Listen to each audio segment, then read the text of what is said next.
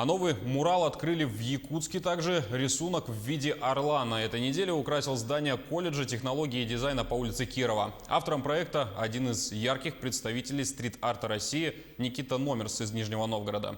Сюжет Ульяны Шагиной. Богиня плодородия Аигыт, образ матери земли, женщины, персонажи из эпоса Аланхо, Нюргунботр, Стремительный и другие изображения на стенах обычных многоэтажек в последнее время украшают и преображают вид города.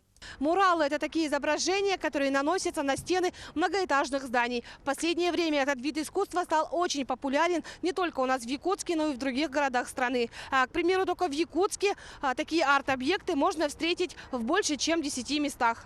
Еще один мурал к концу этой недели украсит здание колледжа технологии и дизайна по улице Кирова.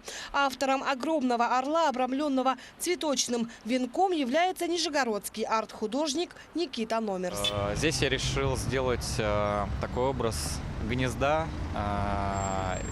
который символизирует дом, уют.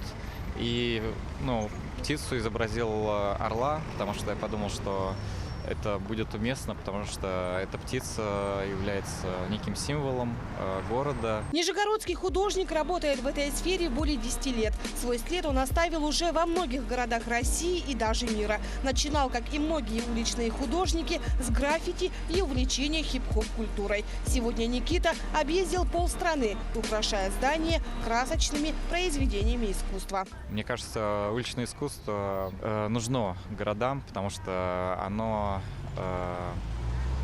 создает точки притяжения и для жителей города, и для туристов. Житель Якутска Артемий Чукров является настоящим фанатом нижегородского художника и уже более 7 лет следит за его творчеством в социальных сетях. Мне то, что удивило, что он есть свой стиль, подача конкретно, и то, что использует минимум цветов, это в его работе белый, черный и бирюзовый. И также золотые краски. И у него стиль уникальный. Идея пригласить в Якутию лучших уличных художников со всей страны принадлежит молодым художникам, участникам проекта Art Public School. В этом сообществе сегодня состоят более 20 молодых ребят.